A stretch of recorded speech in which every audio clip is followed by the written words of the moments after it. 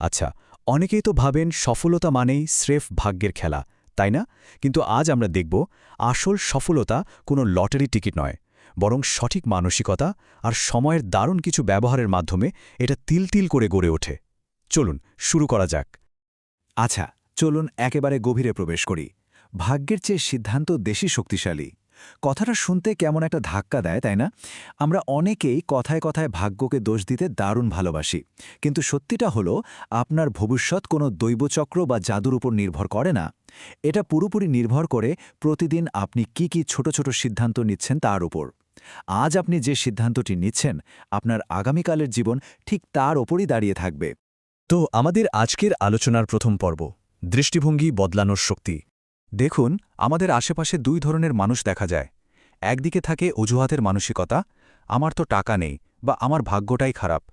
আর অন্যদিকে থাকে কাজের মানসিকতা, আপনার কিন্তু জাদুর কাঠির দরকার নেই, শুধু লক্ষ্য রাখুন প্রতিদিন নিজের মাত্র 1% উন্নতি করার দিকে। এই সাধারণ অজুহাতগুলো সরিয়ে রেখে প্রতিদিনের এই ছোট্ট 1% উন্নতিও যে 1 বছর পর কতটা বিশাল পরিবর্তন আনতে পারে তা ভাবলে আপনি রীতিমতো অবাক হবেন। এই দারুণ রূপকটার কথাই ধরুন না। মাটির নিচে গভীর অন্ধকারে চাপা পড়ে থাকা একটা ছোট্ট বীজ, কিন্তু ভাগ্য নিয়ে কোনো অভিযোগ করে না, তাই না? বরং সে ওই অন্ধকার আর চাপটাকেই কাজে লাগিয়ে নিজের ভেতরের শক্তি দিয়ে মাটি ফুঁড়ে বেরিয়ে আসে। আমাদের জীবনের গভীর সংগ্রাম বা অন্ধকারের সময়গুলো ঠিক এরকম। এই কঠিন সময়গুলোই আসলে ভবিষ্যতের বিশাল কোনো সাফল্যের সবচেয়ে মজবুত ভিত্তি তৈরি করে দেয়। আর এখান থেকেই আমরা চলে যাচ্ছি আমাদের দ্বিতীয় পর্বে, ব্যর্থতা এবং শৃঙ্খলার গুরুত্ব। সুতরাং এখানকার সবচেয়ে গুরুত্বপূর্ণ বিষয়টা হলো ব্যর্থতার আসল অর্থটা বোঝা। ব্যর্থতা মানে কিন্তু গল্পের শেষ নয়। সফল ব্যক্তিরা কখনোই এটাকে নিজেদের স্থায়ী পরিচয় হিসেবে মেনে নেন না। তারা জানেন এটা স্রেফ একটা সাময়িক ঘটনা। বলতে পারেন, ব্যর্থতা হলো এমন এক কড়া শিক্ষক যে আপনাকে সামনের দিকে এগিয়ে যাওয়ার জন্য সবচেয়ে দামি শিক্ষাটা দিয়ে যায়। এটা আসলে সাফল্যের পথে একটা সাময়িক পাথর মাত্র। ব্যাপারটা একটু এভাবে ভাবুন। একজন ভাস্কর যখন পাথর কাটেন, প্রথম আঘাতেই কি দারুণ কোনো মূর্তি বেরিয়ে আসে? একেবারেই না। শত শত হাতুড়ির আঘাত সহ্য করার পরেই কিন্তু একটা অসাধারণ শিল্পকর্ম তৈরি হয়। আমাদের জীবনটাও একদম একই রকম। শুরুর দিকের ব্যর্থতা আর ওই ক্রমাগত সংগ্রামের আঘাতগুলোই আসলে আমাদের চরিত্রকে নিখুঁতভাবে খোদাই করে। আর এভাবেই তৈরি হয় একটা অসম্ভব শক্তিশালী রূপ। অনেকেই হয়তো ভাবেন, ওর তো জন্মগত প্রতিভা আছে, ও তো সফল হবেই। কিন্তু ইতিহাস ঘাঁটলে দেখবেন গল্পটা একটু অন্যরকম। প্রতিভা হয়তো অনেকেরই থাকে, কিন্তু প্রতিদিনের অবিচল শৃঙ্খলার চর্চা সবার থাকে না। আর এই বিরল গুণটাই, মানে প্রতিদিন নিয়ম করে দাঁত কামড়ে একই লক্ষ্যে কাজ করে যাওয়ার এই শৃঙ্খলাটাই একজন সাধারণ মানুষকে অসাধারণ উচ্চতায় নিয়ে যায়। সত্যি বলতে, প্রতিভার চেয়ে শৃঙ্খলার জোর বহুগুণ বেশি। এবার আমরা দেখব একদম কাজের কিছু বিষয়। পর্ব ৩, সফলতার 4টি অভ্যাস। এই 4টা অভ্যাস হল সফল মানুষদের মূল রহস্য। প্রথমত, লক্ষ্য একদম পরিষ্কার রাখা, যাতে মাঝপথে খেই হারিয়ে না যায়। দ্বিতীয়ত, প্রতিদিন নতুন কিছু শেখা, কারণ শেখা থামলে কিন্তু উন্নতিও থেমে যাবে। তৃতীয়ত, নিজের ভুল থেকে শিক্ষা নেওয়া, যাতে একই ভুল বারবার না হয়। আর চতুর্থ, এবং আমার মতে সবচেয়ে গুরুত্বপূর্ণ, নিজের কাছে দেয়া প্রতিশ্রুতিগুলো রক্ষা করা। প্রতিদিন নিজের কাছে করা ছোট্ট ছোট্ট প্রতিশ্রুতিগুলো রাখার মাধ্যমেই কিন্তু একজন মানুষের অদম্য চরিত্র গড়ে ওঠে। আচ্ছা, একটু থামি এখানে। আপনাদের কাছে একটা প্রশ্ন করি। ভেবে বলুন তো, জীবনের সবচেয়ে মূল্যবান সম্পদ আসলে কি? টাকা, ক্ষমতা, নাকি বড় কোনো পরিচয়? চলুন এর আসল উত্তরটা একটু খুঁজে বের করি। আর এই উত্তরের হাত ধরেই আমরা এসে পড়েছি আমাদের শেষ অংশে, পর্ব ৪, সময় এবং ইতিবাচকতার মূল্য। হ্যাঁ, একদম ঠিক ধরেছেন। সঠিক উত্তরটা হলো সময়। টাকা বা অন্য কিছু হারালে আপনি হয়তো পরিশ্রম করে সেটা আবার অর্জন করতে পারবেন, কিন্তু একবার যে সময়টা চলে গেল সেটা চিরতরেই গেল। সময়কে আপনার অত্যন্ত কড়া পাহারায় রাখা উচিত, কারণ যে মানুষ নিজের সময়কে সম্মান করতে জানে, একটা সময় পর এই দুনিয়াও তাকে সম্মান করতে বাধ্য হয়। এটা একেবারে পরীক্ষিত সত্য।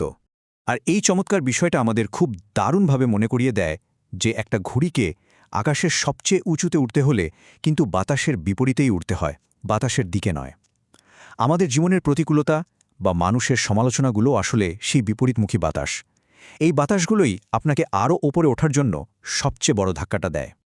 তো সব তো শুনলাম, এবার চলুন একটা পরিষ্কার প্রতিদিনের কাজের পরিকল্পনা তৈরি করি।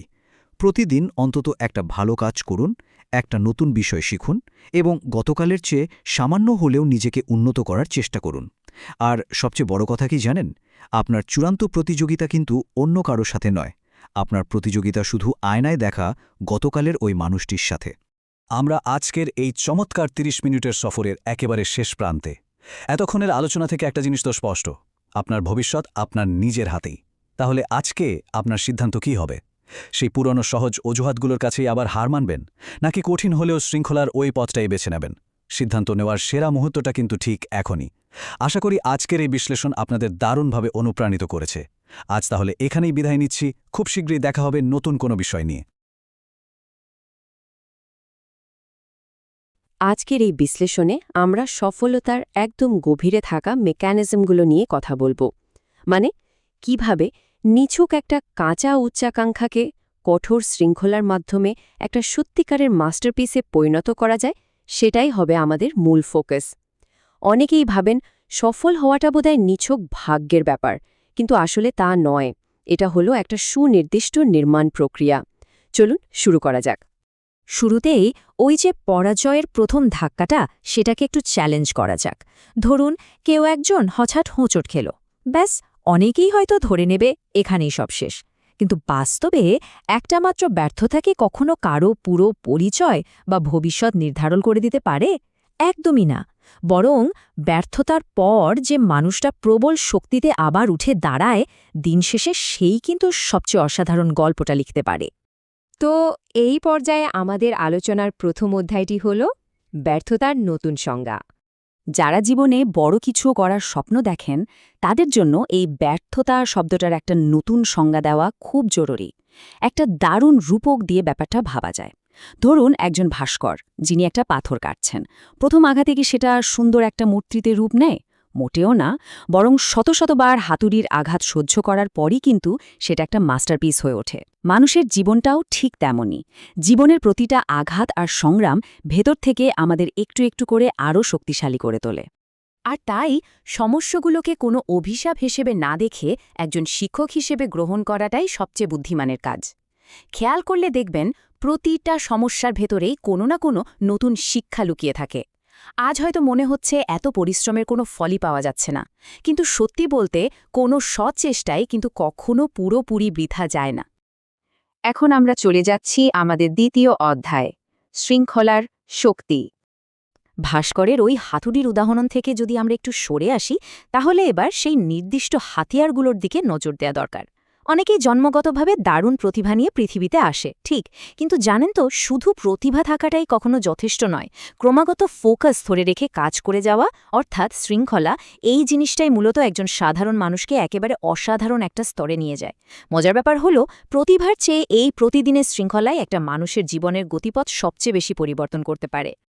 এখন ওই বিমূর্ত অনুপ্রেরণার কথা বাদ দিয়ে যদি একদম সুনির্দিষ্ট কাজের কথায় আসি, তাহলে এই ছোট ছোট প্রতিদিনের অভ্যাসগুলোর কোনো বিকল্প নেই।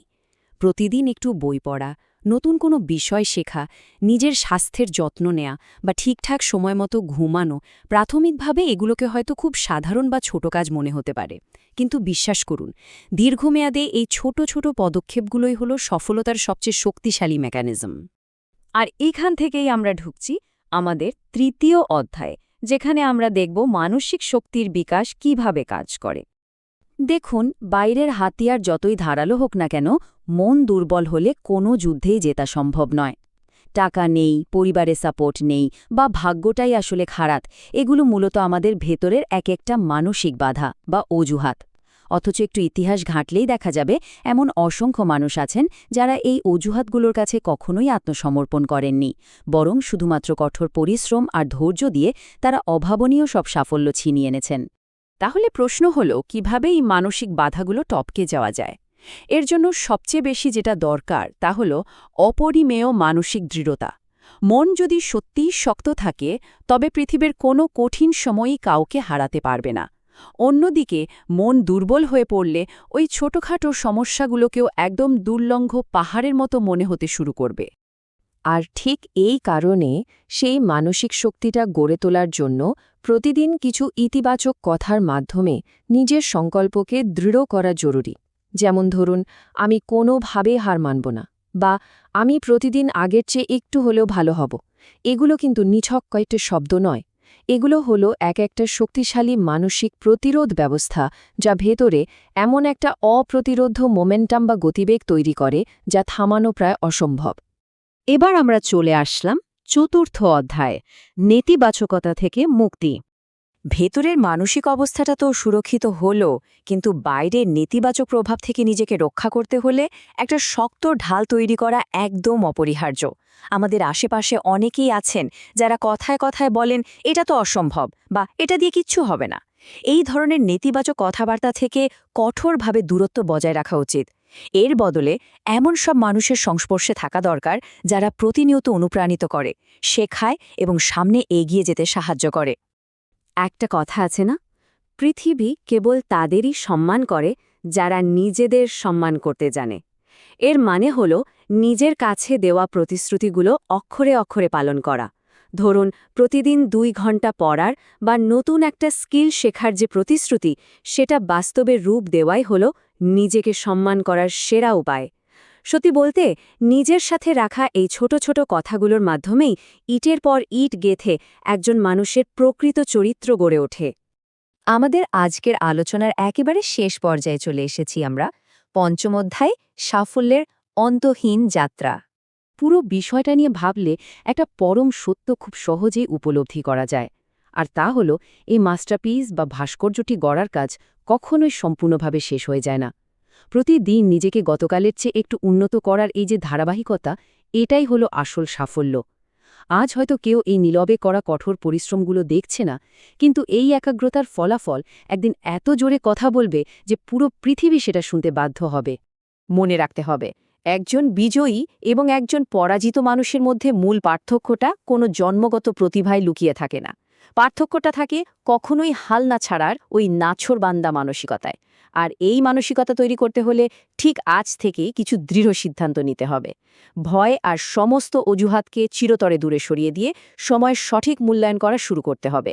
লক্ষ্য একটাই, নিজের সেরা সংস্করণটা হয়ে ওঠা।